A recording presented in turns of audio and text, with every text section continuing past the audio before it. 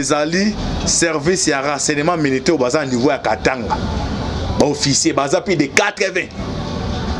Yango neto ba awa ba koyi mukanda ba de okutana kiabula. Bazozonga ba rappeler on a Kinshasa. Na kati on ezala ba agent service ya renseignement. Ou ba facilita ki fritia Général John Numbi.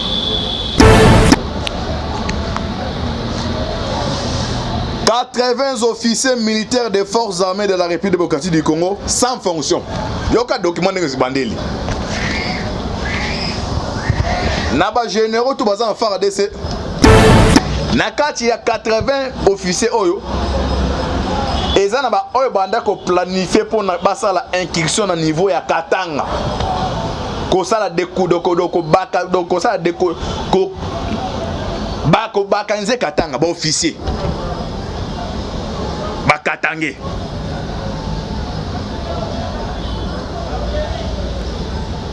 Bakoti baréunion. Mais na kati na bango musu ba misusu ba teki mesh. Alors balobi na document na déclaration o ba komba balobi ni babi 80 officiers des forces armées de la République démocratique du Congo. Qu'est-ce qui se passe? Plus de 80 officiers au bazana Katanga bazo ya Kinshasa. Na kati na bango ba kombo liboso e figuré zali kombo ya le général John Numbi. Bonjour, bonsoir na bandi nyonso. Vous avez Rolanda biso partout dans le monde. Wana boza niveau ya États-Unis na pesi bino mbote. De un niveau Europe, bino tout na pesi bino mbote. Boza na Asie, Océanie, en Afrique. Sans oublier en République démocratique du Congo, ezali ndeko na bino Moïse Maoka Antibal Nemiso Bolingaka toloba te o tosalaka décryptage ya actualité politique. Merci Souming Nandewala, c'est ma caméra John Mboke Bende. Merci Andeko Alvin Bea, merci équipe de Malavoie c'est de toloba toujours Lola ezofuta c'est matokoloba Nzambe ya botokozai wapi. To prier makasi pour la RDC. Vous priez ma casse pour la biso pour notre courage ya koya ko pesa bino les informations en temps réel. Vous s'abonner pour na bo continuer ko zoka information en temps réel. Merci na ba obaza ko CP na biso, merci na ba obaza ko critiquer. Ba critiquer ne peut permettre to améliorer musala. Si j'ai ou soit thème to sur la biso no lelo. Et ça les situations ça s'est passé à niveau ya Katanga. Na désignation ya Seni nani akokipe poste ya commission électorale nationale indépendante ou abengi na kombo ya Seni. Ezaba si je to débat to ça décryptage na biso na bino to eba qu'est-ce qui se passe. Plus de 80 officiers au bazana Katanga bazo ya Kinshasa. Na kati na bango ba kombo liboso e figuré zali kombo ya le général John Numbi. Ni ne batami simeloko wana toko limbola biso na bino awa. Sans plus tarder to continue na premier point. Situation eza ko se passer na niveau Katanga. Tozo qui est déjà 2 semaines et demie oyo John Numbi akitaki Lubumbashi akei na Zimbabwe. De na ebisa bien à l'autre fois akendaki ye mokote akei na Gédéon Kyungu parce que batu musu baza information te ba ke Gédéon Kyungu na John baza niveau ya Kata. John Numbi bazo reprocher ba baza ba greffe belo bazo reprocher makambo tamli ya Italie ya BDK na liwa ya Floribert Chebeya. Mouta facilité à négocier exil à niveau à Zimbabwe et c'est Joseph Kabila. De n'absent l'autre fois Kabila Uchi Dubaï à sa escale à côté de mon renseignement zimbabwéen na Emerson Managwa pour négocier exil à John Numbi. est-ce que gouvernement zimbabwéen le fait que bandimi John Numbi ko se réfugié abata manamboka na bango est-ce que ça rapport dans les pamba non ils en a ba dividende na ba intérêt moko oyo ba autorité zimbabwéen ata Mugabe kufa ba considérer kozwa na RDC au Kabila pesa bango auto bengi ba carré minier. Alors gouvernement congolais a qui démarche ya okoma mukanda pour na batinda a na mukanda ba komi balobini totanga biso ya bino comme ça to continue. Gouvernement congolais basengi na gouvernement zimbabwéen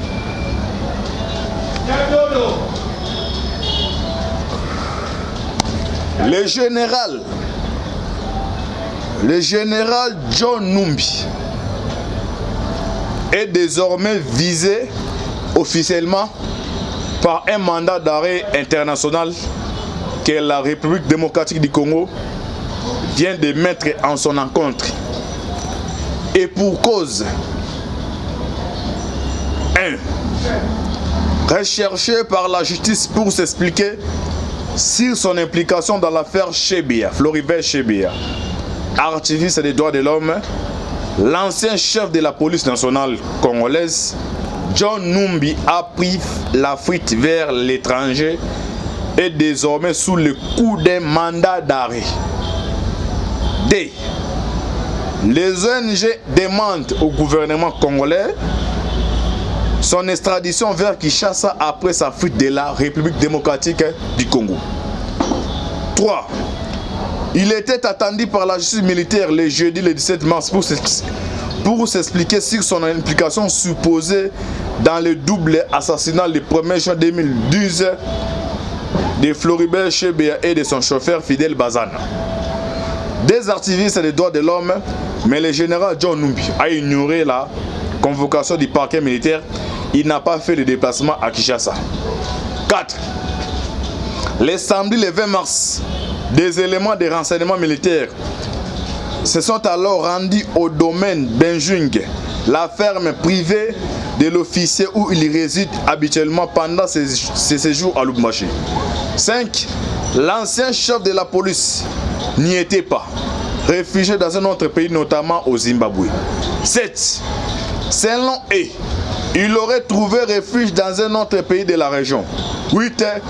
John Numbi a été récemment cité comme le commanditaire de l'assassinat de Chebea et Bazana par des policiers qui disent d'avoir participé au crime. Les colonels Christian Ngoy Kenga et Jacques Mugabe, tous deux fugitifs du bataillon Simba, également mis en cause et qui ont été arrêtés précédemment à Lubumbashi. 9.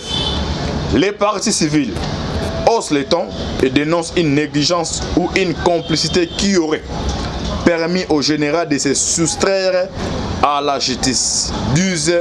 Selon l'ONG congolaise La Voix de Savoie, cette éventuelle fuite à l'étranger du général John Numbi, désormais sous mandat d'arrêt international, prouverait qu'il a fui par crainte d'être rattrapé par la justice. Selon Ronstin Maketa, le directeur exécutif de cette ONG qui avait été fondée par Floribert Chebea. Aucun État ne peut protéger un fugitif. Le gouvernement congolais na Zimbabwe. Aucun État ne peut protéger un fugitif sur qui pèse les soupçons d'avoir commis des crimes imprescriptibles, notamment les crimes de génocide, les crimes contre l'humanité, les crimes de guerre, les exécutions sommaires et arbitraires, les crimes extrajudiciaires, les traitements cruels, inhumains et dégradants, etc. Voilà pour mon exemple, déclaration au gouvernement congolais, l'ensemble qui est dans le gouvernement zimbabwéen pour le dossier Floribert Chebea. D'ailleurs, na l'autre fois, bateau ba facilité Chebea à kende kuna ezali service ya renseignement militaire au bazar niveau ya Katanga. Ba officier baza plus de 80. Yango ne tolo ba awa ba koy mukanda ba de okutana kiabula. Bazozonga ba rappeler on a Kinshasa. Na kati on ezala ba agent service ya renseignement. oyo bafacilitaki fiti ya général John Numbi.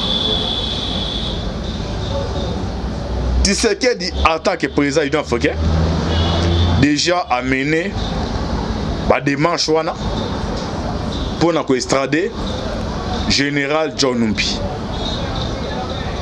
Ba collaborateur na entre autres ba kenga déjà ba teki machinios. Donc et schéma o akokangela Kabila. Bino bandeko boza libanda o ba na fo ba kanga Kabila.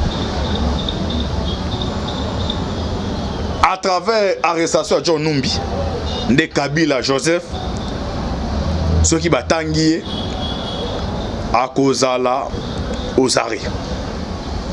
À part Makambo Chebea, il faut découvrir John Numbi à un carré minière na maman Olive Lembe Kabila. Au bagarre du général John Numbi, bazana ba carré minière wana. Et puis ça bien l'autre fois que non Kabila force nous atika nous force ya mbongo ya finance ya mbongo azana ba carré minier oyo Kabila bande ko contrôler o tiko azo contrôler les seules façons de se le grand néantir il faut avoir contrôle ya ba carré minier au Kabila o azo ko contrôler azo contrôler frauduleusement yango to comme sona démarche to senga na bato bazar officier d'abord à niveau à Katanga au tout ba facilitaki ko kima ya général baza bato faut ba kanga bango biso sa musana biso mener ba investigation to na makameta le officier oyo basengi bango ba ya aw tolo bate na kacha ba officier wana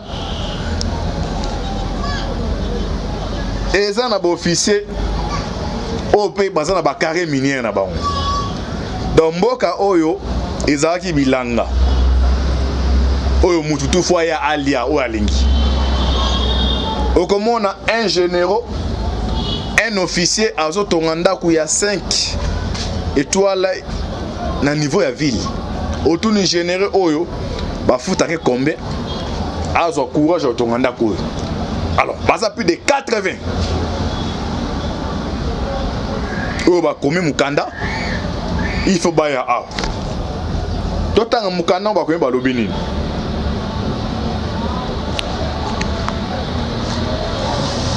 « 80 officiers militaires des forces armées de la République démocratique du Congo sans fonction. » Yoka document de bandeli. Naba généraux tout bazan faire ADC. Généraux à 4 étoiles, général John Numbi. Même que Sambi, c'est un dossier Floribert Chebea. Moutou au Azo, il y a Sambi, c'est un 3 étoiles, les a 4 étoiles. Tant de Kabila comme ça qui est. Parce que Tshisekedi a ça une. Tshisekedi a l'homme la tiré sans fonction. Donc, tu es général John Numbi, Aza général 4 étoiles, mais sans fonction. Parce que le document est à Wasiko et le bini. Tout le bateau. Bandeko.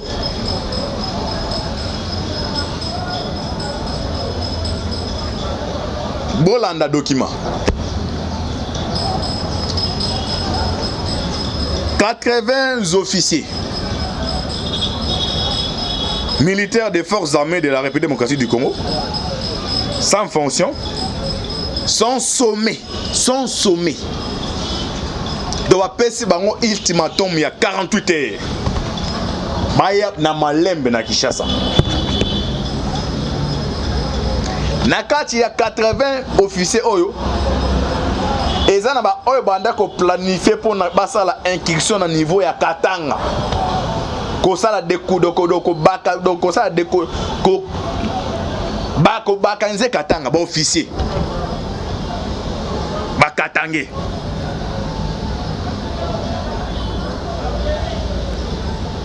ba koti ba réunion mais na kati na bango musu ba mususu ba teki mesh. Alors a balobi na document na déclaration o ba komba balobi ni babi 80 officiers des forces armées de la République démocratique du Congo sans fonction Donc sans fonction comme liboso général John nous pas sans fonction. Si on c'est pas ngaba estradé. Bon estradé pour la makambuya Floribert chez BAT. Il y a liboso d'abord as officier sans fonction. Or de outil na kati ya FARDC. Oh le commandant suprême a décidé. Tous les officiers sont sans fonction. Il y a canon qui cherche ça. Ah non, mutazo comprendre ce que tu es là. 80 officiers militaires des forces armées de la République démocratique du Congo sans fonction sont sommés par le commandement suprême. Et au cas le commandement suprême, ils ont le commandant suprême de quitter immédiatement les provinces du Katanga. Les officiers des forces armées de la République démocratique du Congo, FARDC, sans fonction sont sommés de quitter la ville de Lubumbashi, dans le sud-est du pays. Le chef-lieu du Haut-Katanga est confronté à une insécurité grandissante, caractérisée notamment par des attaques des milices Bakata-Katanga. La décision est annoncée par la deuxième zone de défense de FARDC, l'armée congolaise. Une liste de 80 officiers est dressée.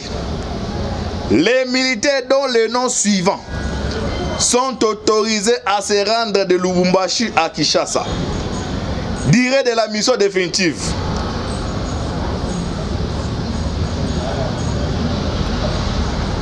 Le commandement suprême des forces armées de la République démocratique du Congo a dépêché mardi à Lubumbashi une délégation d'une dizaine d'officiers de l'armée congolaise dans le cadre d'une mission sécuritaire.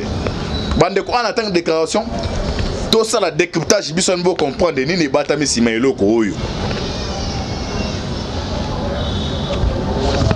Joseph Kabila na ba officier nae na ba partenaire esika oyo bande ko zo ba richesse ya RDC belé ya makasi izaki pa province bibale na est ya RDC na niveau ya Katanga esika oyo ba carré minière ba richesse ya mboka ya Congo esika pende fandi. Alors ye a se focaliser ikuna makasi azaki na ba généraux ne ba généraux banani bango bazaki 80 bandeko 80 officiers o bazali na niveau à faire de ces bazali colère officier mususu na kati ba officier ngo numéro 1 d'abord de général John Numbi na kati ba carré minier wana ezeska ba combattre ezalaka ezeska ba minerais ezalaka ba société ya libanda par exemple Ria Baris be ba chinois aye ba signer contrat na niveau ya Katanga par exemple na île ya Chikolobo. Il a Chikolobo Iranum pire Marakuna. Iranum pire ba maman, ba papa, bandeko. Na niveau à monde la planète Terre. Iranum monde ma pesi biso yango e permettra ça là bombe e beta maka na Japon. Ils a Iranum pire. Na mboka ya dans monde o njamba azali monde. Iranum man ezaka na niveau ya RDC. Pour recevoir niveau à Katanga. Alors Kabila na ba partenaire na ye. O bandeko pese ba minduki. Ba chinois na ba coréen. Ba pesa ke ba minduki ye azo pesa ba biloko wana. Alors Tshisekedi a un pouvoir ndenge déjà na 2 ans oyo a commis petit à petit ko contrôler quelques zones à carré minière. Alors force à Kabeske ezali wana. Alors soki Tshisekedi atiki Kabila il veut bouer boko sutuka ndenge maki na Dubai kuna ba minere zo bima parce que ndenge John Numba bina devant Katanga nde ba minere bimaka jusque les na ba officier ozomona même Kalef ndenge za po ba kangi za problème na ndenge ni eraza basala opération ya za commandité mutaza chef mais bazé belé parce que ba ndeko batikali wana nde dans lo ba bandeko na ane bazali na ane o eza skwa ntikeli bazali o basala ba crime na Kalef ba yebi que so ba kangi Kalef otanga kombo na bango bazali na Tshisekedi na niveau à président de la République bazali bato ba facilité John nous ménage do ba ki mabango wana bazali ndenge ba copie ya Diamba basali copie ya Diamba mo ba livrer bango ezate alors bazali 80 officiers ndenge ba bengisi bango awa na yebi ke ba mususu ba koboye ba mususu bazolinga déjà ba kima dans sa formation nyonso en temps réel so qui est na frontière entre Zambie na RDC kuno zo mona batanga bomba comme belé bata maboma les aba officier ba militaire baza armée ana zo loba awa ane ya katanga boyoka mukonja mboka ba conseiller ba ya mukonja boyoka des alliés réseau ya makasi c'est puissant. Si Kabila kandima ko fana kuna katanga esika azako se sentir sécurité yango kuna za sécuriser yango akekuna basanga na ba mindelo libanda o bazoluka ba esika bane ko zabozo ate. Alors il faut bazo ndenge ya Ford ya Kimoyibi. Alors pona ko za ndenge ya Ford ndenge MONUSCO saka liva est ba ko za ba minduki ba pesi na ba rebelle na ba katakatanga ezo ya wapi na Tanganyika. Siko Zoé pour n'avoir pas cette confiance na population Kabila pesi mbongo do Zoé mbongo zo mona zo ko basali usine ya Tanganyika eza mbongo à l'état congolais. Pour l'instant gouvernement no ebimité makamuté za do na fisi babenga V0 vitesse initiale mais hier Zoé Kabila zo tala mbongo beza Kabila les seules façons comme Toponaki Katadini abaponaki 3 provinces. Parce que les 2 provinces on a Tshisekedi arraché en haut. Aux Ezaki à Loala besoin contrôlé par Richard Mouyej, bah utiliser bah travailler moi si Fifi, maman Fifi. Kabila tu repères de Okatanga, Eska Kiabou Lazali. Atiaka la province manko ya leki na Tanganyika. Et ça une des provinces au Poni tous les bamindu qui tout et outil libanda et Kota Kawada. Alors pour attirer confiance à la population wana, boye bisa Kabila Lazali na pouvoir pendant plus de 18 ans. Tanganyika pouvoir bongisa wangote. Et car leki na comme gouverneur, ba mu ko ça les pour attirer confiance à la population. Sur Mukonja mboka, bato baza bozo kamba mboka.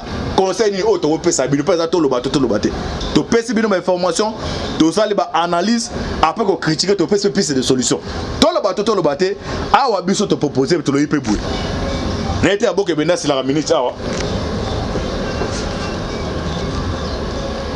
Maboke benda si la minute. Pardon? To lo biboué. Kabila aza na carte plan A na plan B.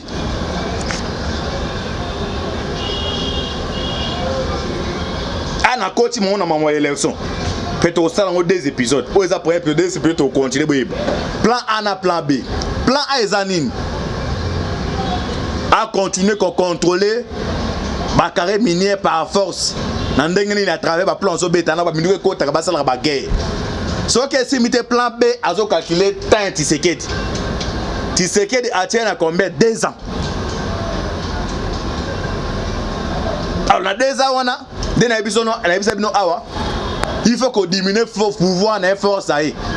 Pour qu'on diminue le pouvoir Tshisekedi, il faut qu'on senga maponami. Parce que pour qu'on senga maponami ni nezali. Madame na ba est engagé en ngai moko. Moïse Katumbi. Naza ko douter de makasi. N'émission mon asala awa. Na ebisa bino ke non Kabila na Katumbi bakutanaki eleki mikolo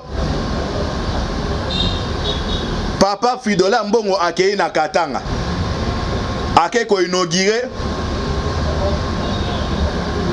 ndaku ya église catholique. Fidola Mbongo na Katanga sali combien kuna 3 jours.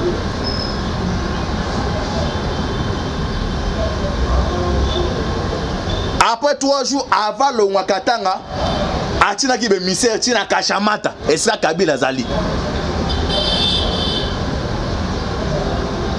Kabila ebise dépêché muta kene na Dubaï.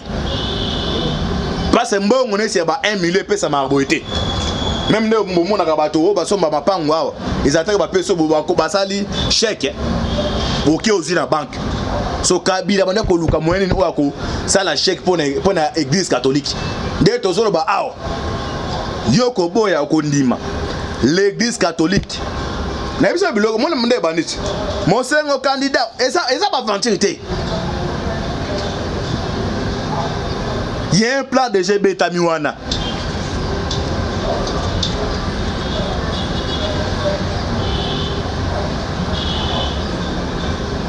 Neko presse penger la muka. Alors bien avant qu'on va d'abord qu'on désigne bateau va diriger Seni, il faut d'abord réformer Salem. Aucun secrétaire général adjoint à PPRD fut de Ferdinand Kambege, même langage. La politique est dynamique. Donc plan B à Kabila, Maponami, coûte que coûte et Salem en 2023.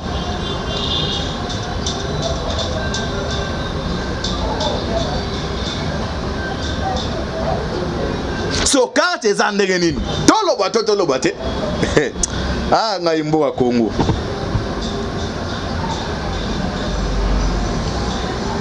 Nakata ino sacré, ba piège aux Ezaki na coalition FC cash. Deuxième c'est des mois, bandeko botanga la Bible. Soko bengani milieu mabe. Era zonga ka ayaka na force. Ezana mo Kabila na version ino sacré. Dans mon lit, moi, on a FCC Cash, na ino sacré à multiplier en haut. Parce que dans la coalition FCC Cash, tu sais que les gens vont diverser directement et ça FCC Cash, FCC. Mais ce qu'on ino sacré, va diverser, tout va comme belé. Ensemble les alliés, MSC les alliés, AFDC les alliés, va transfert jouer la paix, il y a PPD Bazali, bando qui base belé. Donc tu sais que dans la diversion, moi comme maintenant, ils n'ont pas comme belé.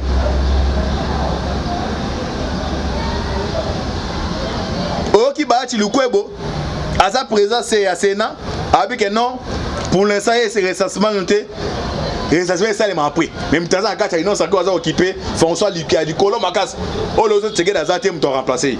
Aux autres comprennent ce que tu as obtenu.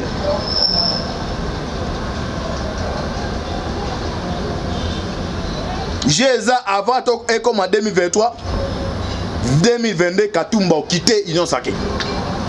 A aussi un ministre va quitter l'Union Sacrée. Il y a un autre conseil dans le pays, c'est le Konjambok.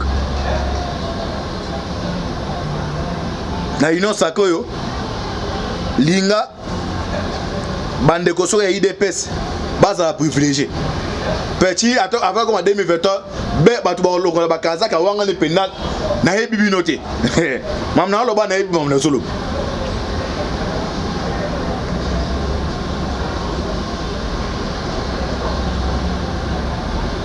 Ba koti ba réunion. Na kati ba réunion ba sango déjà ba parti ba réunion wana. Et ça na mouvement o ça na kati réunion wana. Bitango Zara Moko, Front commun pour les élections 2023. Organiser la manifestation. Basala officine à Libanda. Premier partenaire c'est la Belgique. Dans un deux partenaires. Partenaire s'il n'est pas international, partenaire s'il n'est pas national. Partenaire s'il n'est pas national, c'est Joseph Kabila. Toi, on a financé.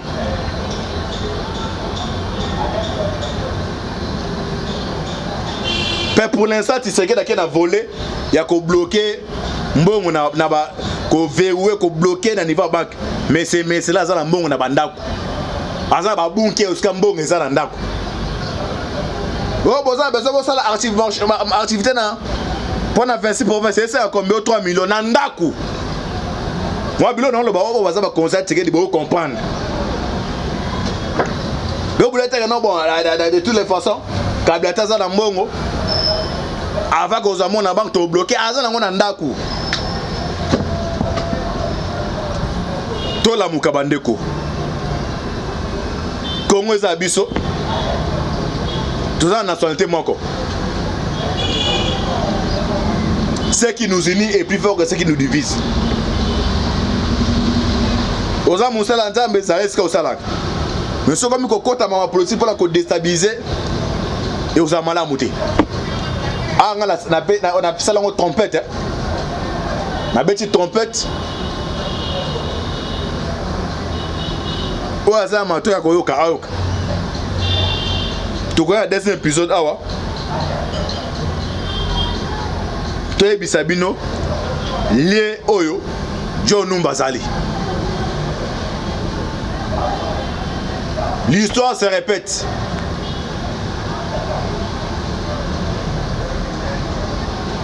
Natanga Mobutu, John Numba zali exilé. Et après exil, afin d'aller pambater, on a préparé Azonga, na bâton Simba.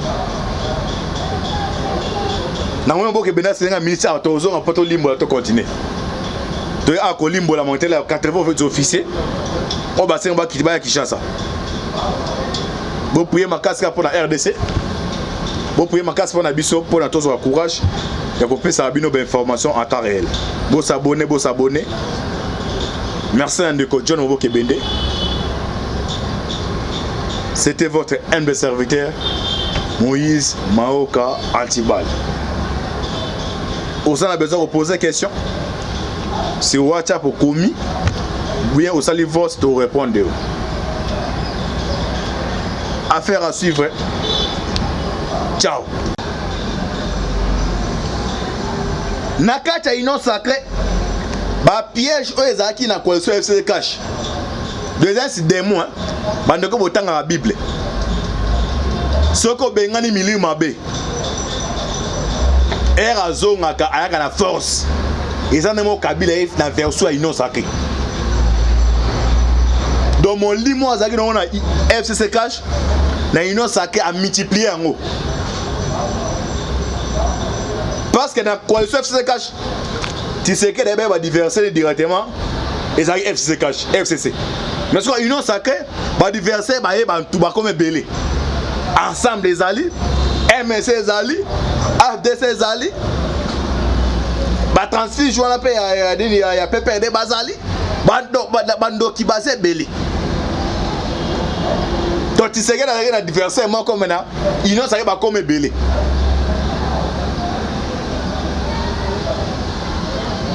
Qui bâtit le Kwebo, à sa présence, c'est à Sénat, avec un nom, pour l'instant, c'est recensement noté, et ça se fait ça, les m'a pris. Même temps, quand il y a une autre qui a occupé, François Lucas, du colon Macas, oh, les autres, c'est que dans un thème, t'ont remplacé. Aux autres, complexe, quand tu es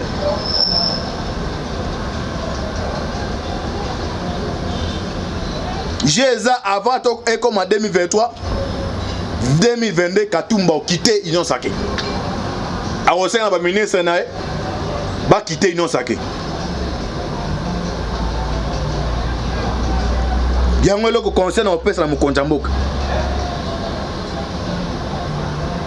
Dans l'Union Sacrée, Linga, Bandeko sur IDPS, base à privilégié.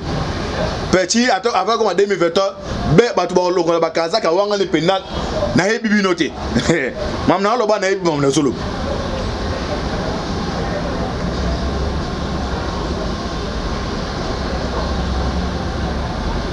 Bakoti ba réunion na kati ba réunion ba sango déjà ba parti ba réunion wana ezana mouvement o esala na kati réunion wana bitango ezara moko front commun pour les élections 2023 ba organiser la manifestation bazana ba office na Libanda premier partenaire c'est la Belgique. Dans un deux partenaires. Partenaire sur le plan international, partenaire sur le plan national. Partenaire sur le plan national, c'est Joseph Kabila. Toi, on a financé.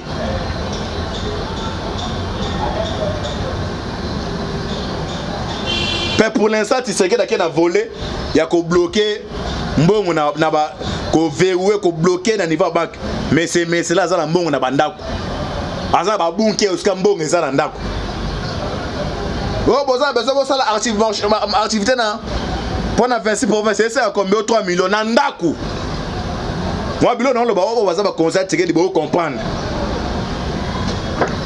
Le boulette non bon de toutes les façons Kabila taza na mbongo avant que ozamo na banque to bloquer aza na ngona ndako. To la mukabandeko. Congo est abisso. Tout ça nationalité moko.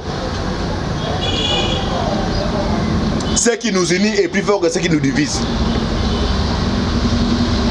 Oza musala nzambe ça reste au salak. Mais ce comme ko kota ma politique pour la déstabiliser et oza mala muté. Ah on a ça la trompette. Hein? Ma petite trompette. Oza mato ya koyoka ayoka. Tu connais le deuxième épisode awa. Toi bisabino lien oyo John Numbazali. L'histoire se répète.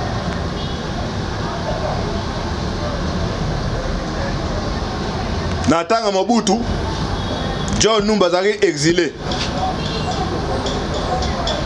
Et après exil, afin d'aller pas battre, on a préparé Azonga, na bâton Simba. Na mwe mboke bena senga ministère à Tozonga poto limbo to continuer. To a ko limbo la monter la 80 officiers. On va senga ba kitiba ya Kinshasa. Bo prier ma casque pour la RDC. Bo prier ma casque pour na biso pour na tozo courage. Ya ko pesa bino ba information en temps réel. Bo s'abonner. Merci à Ndeko John Moboke Bende. C'était votre humble serviteur Moïse Maoka Antibal. Vous avez besoin de poser des questions sur WhatsApp ou commis, ou bien vous allez voir si vous répondez. Affaire à suivre. Ciao.